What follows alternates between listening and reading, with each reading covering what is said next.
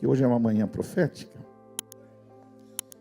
sobre Jesus. Jesus é a plenitude da revelação de Deus.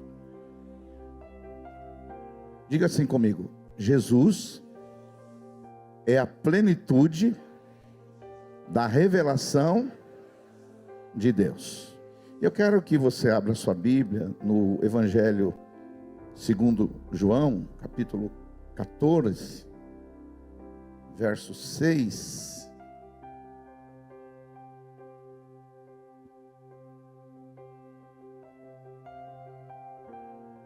Eu creio que a nossa visão sobre Jesus, talvez depois dessa pregação, vai aumentar de quem Ele é. No Evangelho de João, capítulo 14, verso 6, Jesus disse: eu sou o caminho, eu sou a verdade, eu sou a vida. Ninguém vem ao Pai senão por mim. Não é ninguém vai ao Pai, é ninguém vem ao Pai. Se vocês tivessem discípulos me conhecido, também teriam conhecido meu Pai. Desde agora, no entanto, vocês o conhecem e o têm visto. Filipe, que era um dos discípulos de Jesus, disse: Senhor, mostra-nos o Pai, e para nós isso é o bastante. Jesus respondeu: você não me conhece, Filipe? Mesmo depois de eu estar estado com vocês durante tanto tempo? Quem me vê a mim, vê o Pai. Como você pode dizer: mostra-me o Pai?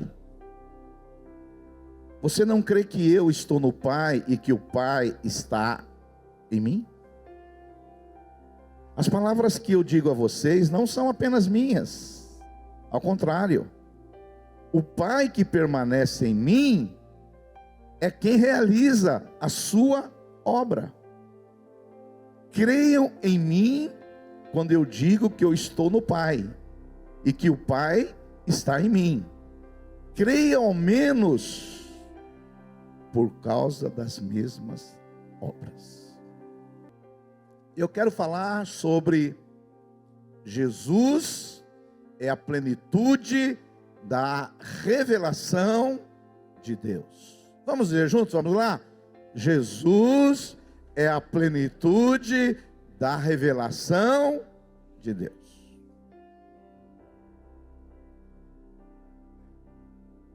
Lá em 1 Timóteo, se vocês, queridas, puderem projetar, 1 Timóteo 6, 15 e 16, primeira carta de Paulo a Timóteo 6, 15 e 16, Paulo vai dizer assim: a qual Deus fará se cumprir no seu devido tempo.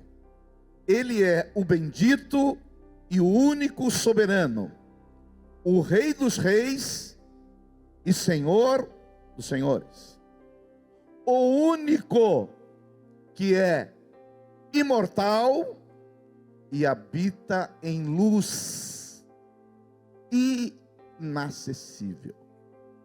Deus habita em luz inacessível, a quem ninguém viu, nem pode ver.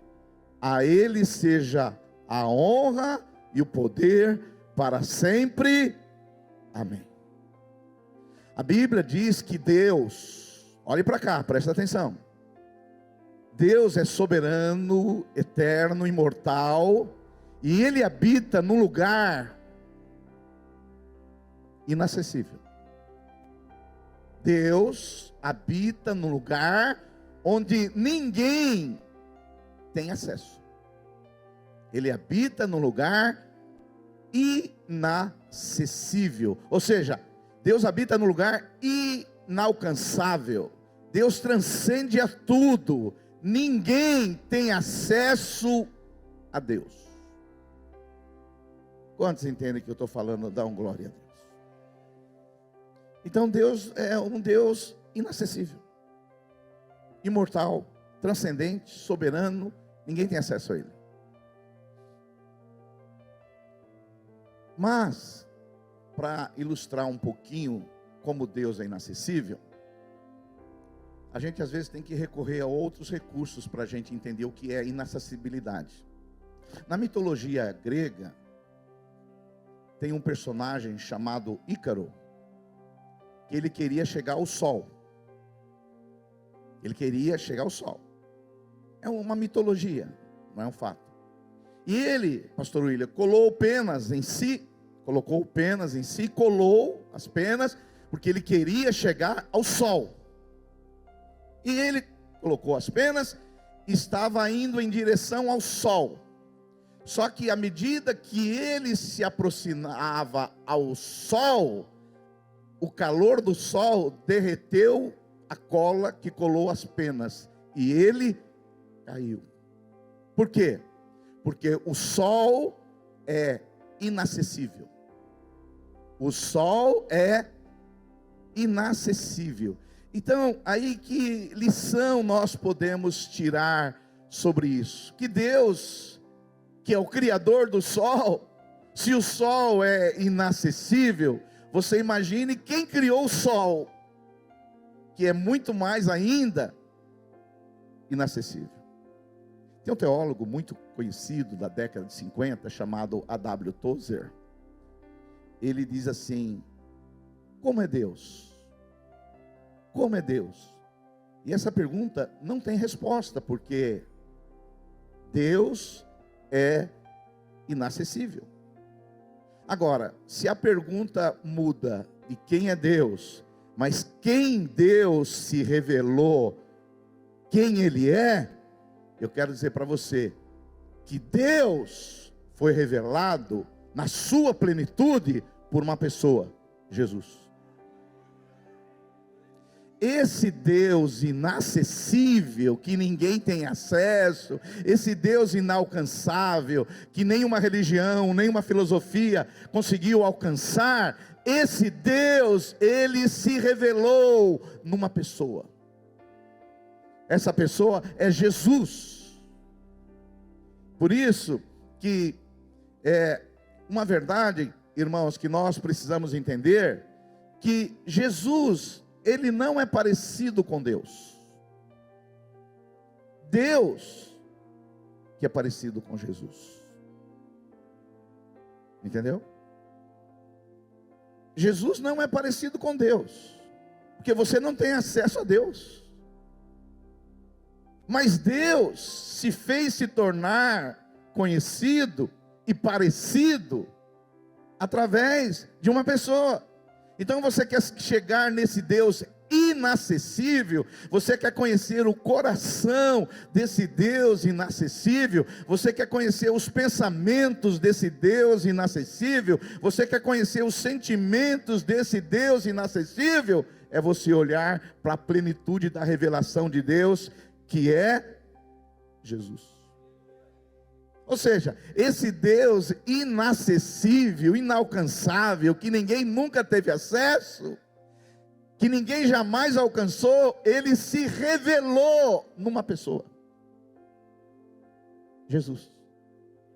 E esse texto de João capítulo 14, verso 8, ele é muito interessante, porque um dos discípulos de Jesus, Filipe, que já tinha andado com Jesus durante um bom tempo, ele andou um tempão andando com Jesus, ele viu os milagres de Jesus, ele viu os ensinos de Jesus, ele viu a doutrina de Jesus, ele viu o caráter de Jesus, ele viu como Jesus se manifesta durante um tempão, e ele chega no verso 8, meus queridos irmãos, ele fala assim: ô Jesus, é o seguinte, mostra-nos o Pai.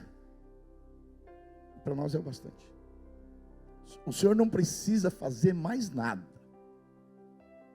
Já chegou para alguém e falou: ó, faz só isso que para mim é o suficiente. É o que Filipe está dizendo. Ó, mostra-nos o Pai, e para nós, basta, não precisa mais nada. Depois de te mostrar o Pai, já acabou. Pode apagar as luzes. Olha só, o verso 8. Jesus disse: mostra-nos o Pai, isso nos basta. Agora olha o verso 9, obrigado. Jesus respondeu: você não me conhece, Filipe? Mesmo depois de eu ter estado com vocês durante tanto tempo?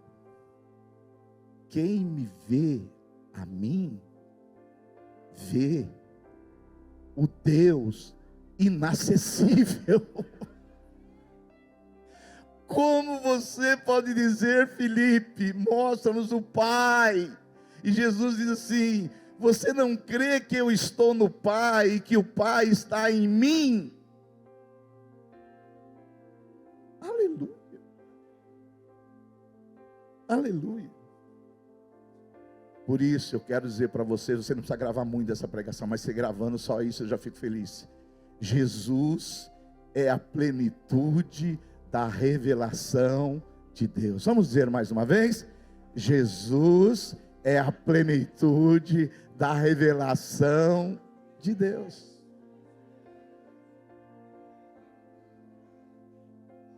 Não é maravilhoso saber isso?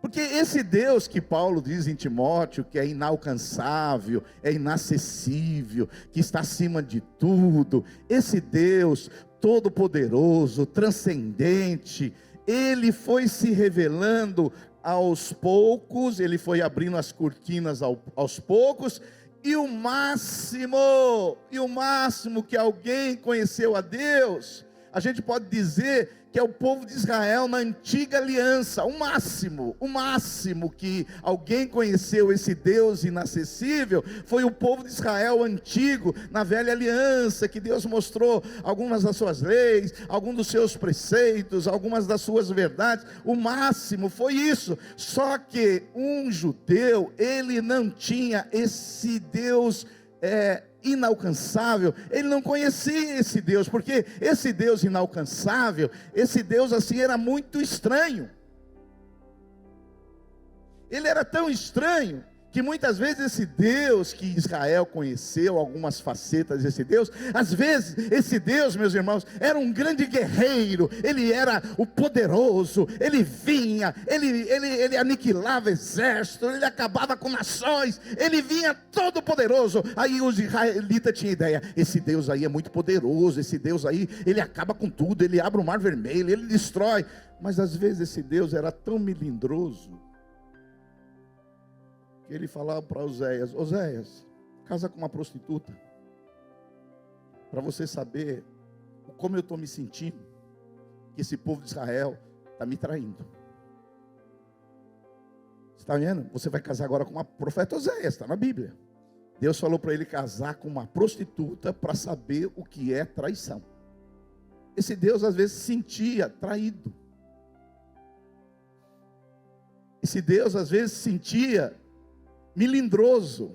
Mas peraí, e esse Deus guerreiro, que passa como rolo compressor, que destrói tudo, que abre o mar vermelho, que acaba com tudo? Agora esse Deus é um Deus assim melindroso, um Deus muito sensível. Então Israel, eles viviam uma esquizofrenia sobre Deus. Quem é Deus? Ele é aquele todo poderoso, ou é aquele que ele fica ali como um marido traído? Quem é o Deus? Eles não tinham uma revelação sobre quem é Deus, os sentimentos de Deus, o coração de Deus. Mas um dia, esse Deus inacessível, inalcançável, ele se fez revelar numa pessoa. Por isso que Jesus é a plenitude da revelação de Deus. Alguém pode dar um glória a Deus aí, por favor? E esse Deus que Filipe falou assim: Senhor, mostra-nos o Pai e basta. Jesus, quando ele fala a respeito de si mesmo, o que ele diz? João capítulo 8, verso 58.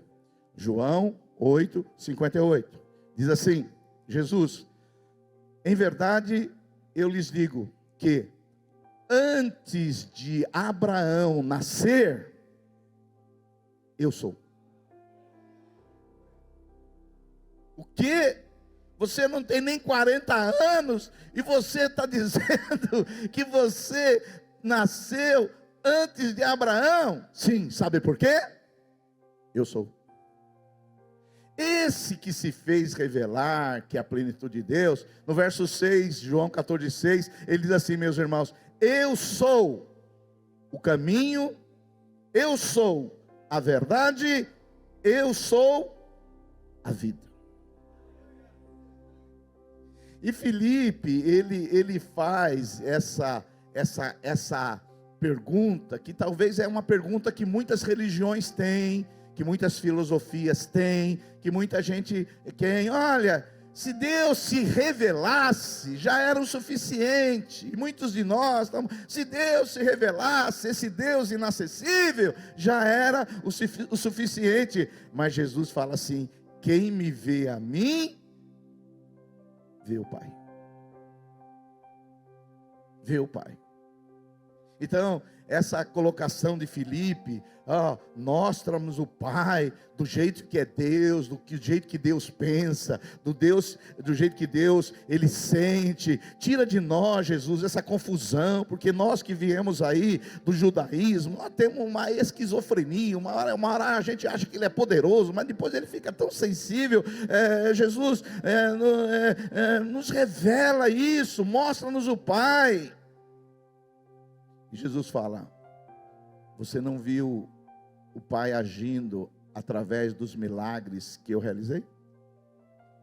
Você não viu o Deus inacessível contando as parábolas que eu contei?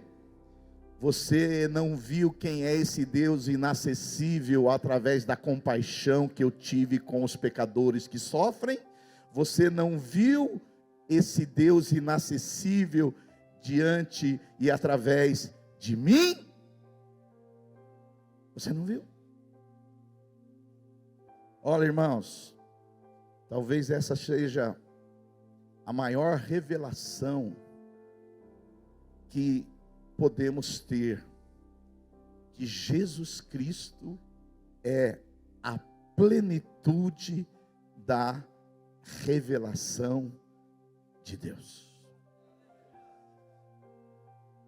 Você sabe que Jesus foi o personagem mais estudado da história? Jesus é o personagem mais emblemático da história. Na época de Jesus, para vocês terem uma ideia, havia duas coisas importantes: a filosofia grega e a religião judaica. Eram as duas coisas mais importantes. Mas dentro da filosofia grega, os sábios da época, eles não conseguiam conceber que Jesus podia ser Deus e homem.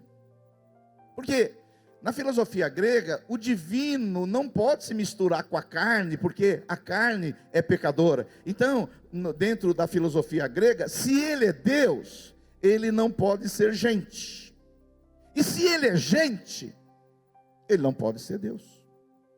E para os judeus, na época, que era a religião mais de valores éticos, eles achavam que essa questão de chamar Jesus de Deus era uma loucura. A ponta de Paulo, lá em 1 Coríntios, capítulo 1, verso 22, põe para nós lá, 1 Coríntios 1, 22, aí Paulo diz assim: os judeus, eles pedem sinais milagrosos, e os gregos procuram o que, irmãos?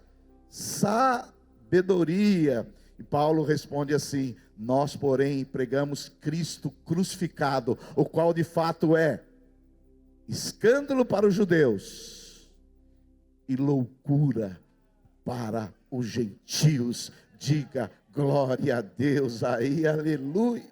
Então era uma loucura isso, porque como ele sendo Deus, ele foi tentado. Como ele sendo Deus, ele poderia ser humano. Como ele sendo Deus, ele poderia fazer todas essas coisas.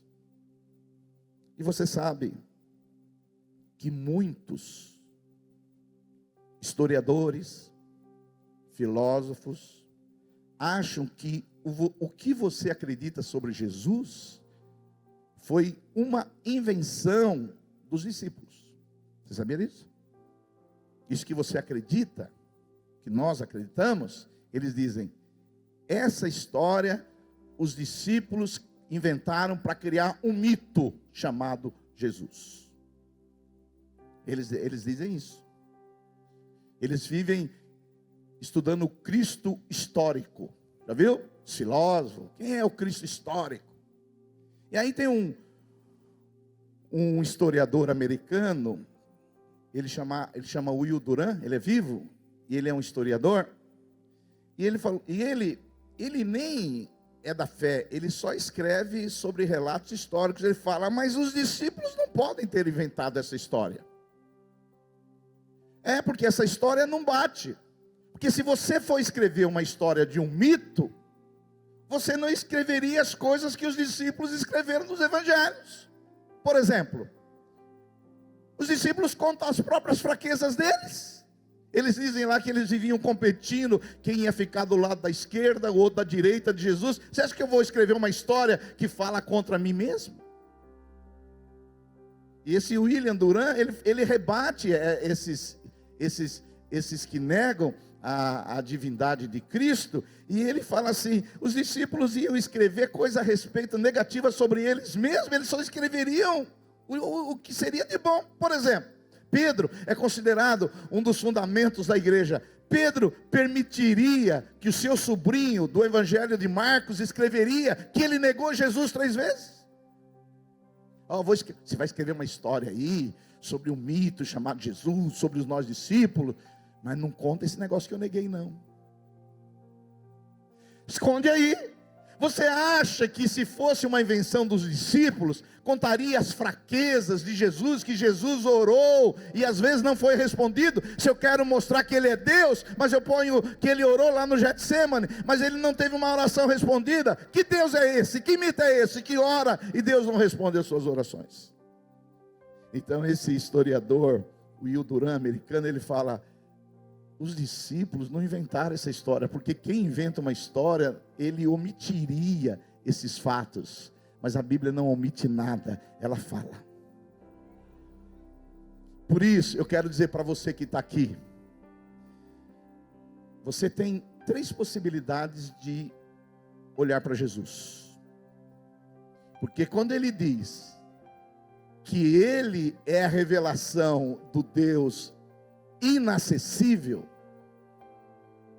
quando ele diz que quem vê o Pai o vê, você pode dizer assim, olha, se Jesus internamente sabia que ele não era Deus, e ele disse que era, ele é um charlatão, ele mentiu.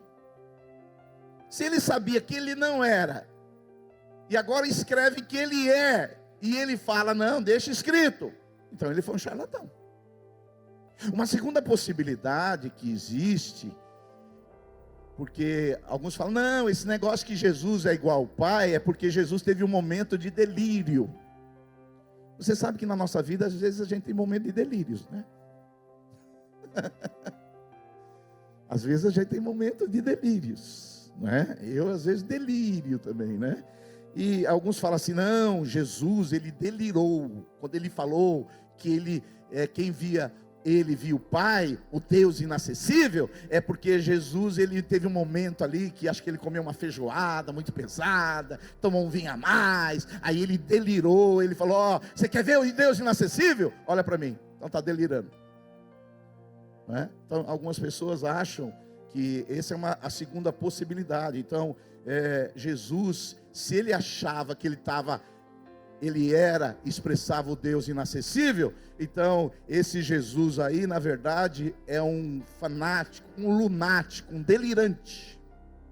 Não sei se você sabe, eu já estive em Israel algumas vezes. Você foi, né, Sherman, para Israel com a gente? Lá em Israel, em Jerusalém, tem um hospital psiquiátrico especializado em pessoas que se acham que é Jesus. Sabia? Sabia, Sheila? tem um hospital psiquiátrico especializado, porque tem pessoas que quando chegam em Israel, acham que é Jesus. Coisa de louco, Natal, é coisa de louco isso aqui mesmo. Até no nosso grupo, nós somos em acho que 50, 55 pessoas, tinha uns 2 loucos, eu até fiquei muito preocupado, eu fiquei preocupadíssimo, eu já estava até preparado, falei, se esse aí achar que é Jesus, eu vou ter que problema aqui em Israel, mas graças a Deus, vocês sabem de que eu estou falando, né, Paulo? Vocês sabem de que eu estou falando, ele foi direitinho, voltou direitinho, mas quando chegou no Brasil, surtou de novo. Aleluia, olha Deus como nos guarda, porque tem gente que delira, não é? Uma terceira possibilidade das pessoas que elas dizem, olha, se Jesus ele nunca quis ser revelação de Deus, se Jesus ele nunca pensou em ser o que os discípulos escreveram sobre quem ele é, e Jesus ele nunca quis isso, ele nunca falou isso, os discípulos inventaram, então no mínimo ele é um megalomaníaco. Ele sabia que as pessoas estavam escrevendo uma coisa que ele não era. Mas eu quero dizer para você que apesar de todas as críticas que você ouve nas universidades, nas redes sociais, eu quero dizer para você alto e bom som, que Jesus é a plenitude da revelação do Deus inacessível. Jesus. Pastor, e os argumentos? Vou te dar 4 argumentos. Pastor, isso é pregação ou é filosofia? Pensa o que você quiser. E eu estou aqui para falar de Jesus. Porque nós queremos ser uma igreja cristocêntrica, jesuscêntrica, bíblia-cêntrica. Tudo Jesus é o centro de tudo. Aleluia. Não sei se ontem o arraial foi cristocêntrico. Que foi bom. E eu quero te dar 4 motivos e a gente vai embora daqui 20 minutos. Jesus é a plenitude da revelação de Deus. Primeiro motivo, por causa das suas palavras. Lá em Mateus 24, 35, Jesus diz assim: os céus e a terra passarão, mas as minhas palavras jamais passarão. Jesus disse isso há 2000 anos atrás. Vai passar os céus, vai passar a terra, mas as minhas palavras não hão de passar. Não sei se você sabe, já houveram muitos movimentos para destruírem a palavra de Jesus, né? Vocês sabem disso. Um exemplo, talvez um histórico mais recente, o próprio comunismo. Eles proibiram as igrejas, fecharam as igrejas lá atrás, na Rússia, na União Soviética, prenderam os pastores, mataram os padres e falaram, olha, tal. Mas antes do comunismo, não sei se você sabe, depois do iluminismo, houveram pessoas que eles ridicularizaram a Bíblia. Tem um deles que vocês já devem ter estudado, Voltaire. Voltaire é um filósofo famosíssimo, reconhecido aí. Ele disse, no século 17, ele disse o seguinte, as palavras de Voltaire, um filósofo reconhecidíssimo aí. Ele diz assim, a Bíblia, no século 17, a Bíblia é um livro ultrapassado, antiquado, e daqui 100 anos não haverá uma Bíblia. Isso no século 17. Eu quero dizer para você, se você não sabe, a casa que o filósofo Voltaire disse isso, hoje é a Sociedade Bíblica Francesa, onde imprime Bíblias para a língua francesa, e a Bíblia é o livro mais lido do mundo. A palavra de Jesus não passaram, vai passar os céus e a terra, mas as suas palavras não passaram. Aleluia! E nós estamos lendo a palavra aqui. E se Jesus não voltar nos próximos 500 anos, vão estar lendo a palavra, porque as palavras de Jesus não passam. É isso? Esse é um bom argumento? Segundo argumento, porque Jesus é a plenitude da revelação de Deus. Primeiro, por causa das suas palavras. Segundo, por causa do seu caráter. por causa do seu caráter. É impossível um grupo de pescadores há 2000 anos atrás ter inventado essa história.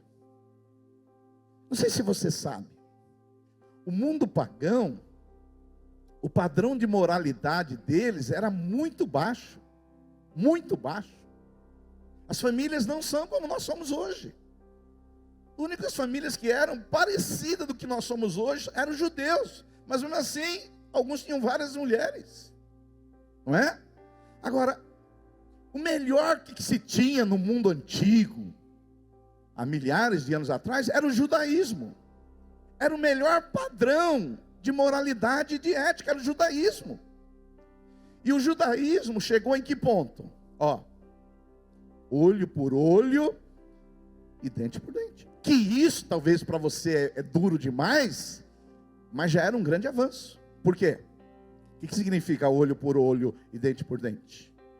Se você me furar um olho, Sherman, eu não posso furar dois seu. É só um que eu posso. E a turma falava, puxa, isso já é uma coisa muito boa. Por quê? Se eu roubasse, pastor Honório, uma vaca sua, na fazenda, uma vaca, se eu roubasse uma sua, o senhor não poderia roubar 10 minhas.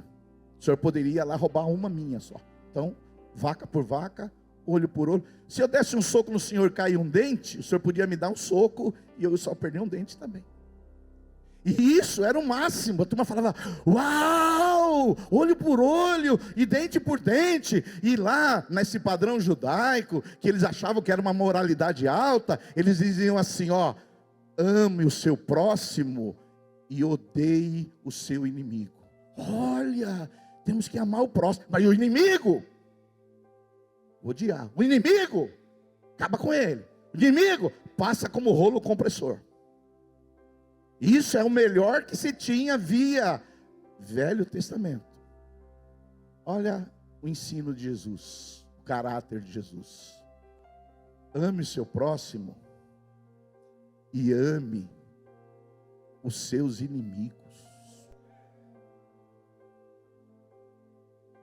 Você viu a diferença? Não é? Dá água, sempre que fizeram, dá água. Se bater de um lado, vira o outro. Orai pelos que te perseguem, abençoa aqueles que te caluniam. Olha o padrão que Jesus levou. Eu sei que hoje você acha isso normal, mas isso não era normal há um pouquinho mais de 2000 anos. Por quê? Jesus, ele é a plenitude da revelação de Deus, e ele expressou o coração de Deus, a imagem de Deus. O caráter de Jesus foi a coisa mais boa que aconteceu no Ocidente. As melhores invenções, as pessoas que mais fizeram bem para o Ocidente, Martin Luther King, Leonardo da Vinci, são pessoas que falaram, o que mudou a minha vida foi Jesus. O caráter de Jesus. Um terceiro motivo que eu te dou, porque Jesus é a plena revelação de Deus, se é as suas palavras, o seu caráter, é o seu ensino sobre a refiguração da imagem de Deus. As pessoas lá atrás, antes de Jesus, tinha uma ideia de um Deus transcendente, poderoso, que acaba, que mata, um Deus poderosíssimo, que põe a sua mão pesada sobre pecadores. E ninguém, na antiga aliança, chamava Deus de Pai. Quando os discípulos chegaram para Jesus e perguntaram, Jesus nos ensina a orar. Eles pensaram que Jesus ia falar assim, você tem que invocar o Deus de Abraão, de Jacó, de Isaac, o transcendente, o onipotente, o onisciente, o imutável. Jesus fala, vou ensinar vocês a orar. Pai nosso que estás nos céus. Aleluia. Jesus, ele reconfigurou essa ideia de Deus, que Deus não é o Deus só transcendente, ele que está acima, no lugar inacessível, Mas esse Deus que era inacessível, ele se tornou acessível através de uma pessoa chamada Jesus de Nazaré. E hoje nós podemos invocar o nome dele e nós temos acesso ao Deus inacessível. Quantos podem dar um glória a Deus aí? Aleluia.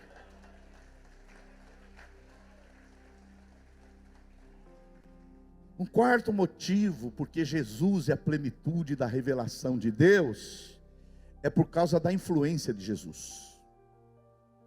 Irmão, se Jesus fosse um charlatão, como muitos dizem que ele é, como alguém poderia ensinar tão altos valores éticos? Se os 10 mandamentos é o que a humanidade usa como base para as constituições, não matarás, que já foi um grande avanço.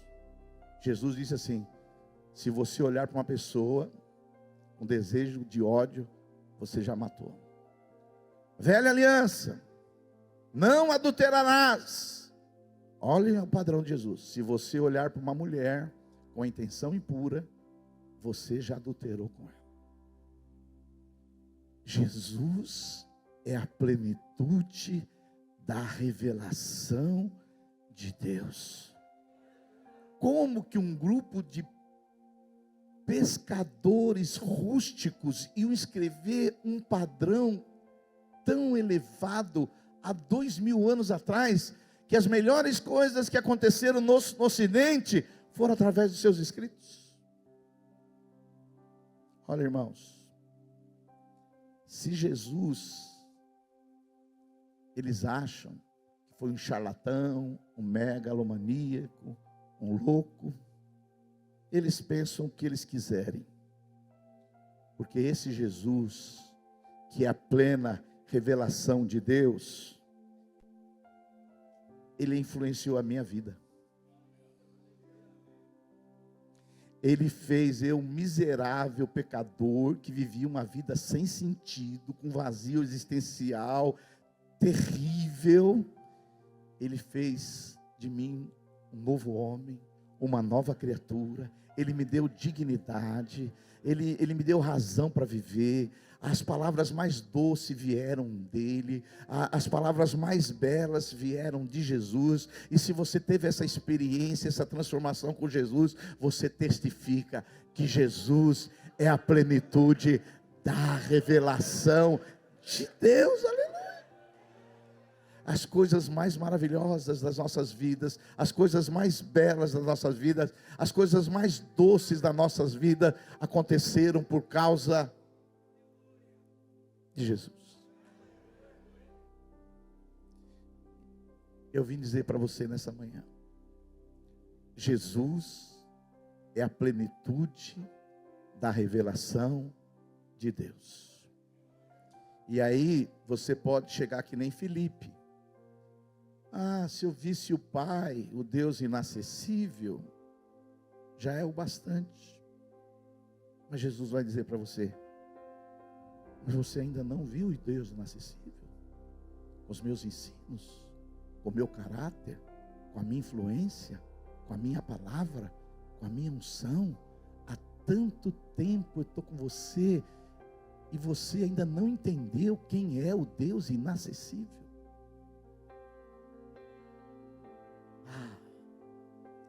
Jesus é a plenitude da revelação de Deus. Você não precisa gravar muito dessa pregação, mas se Jesus transformou a sua vida,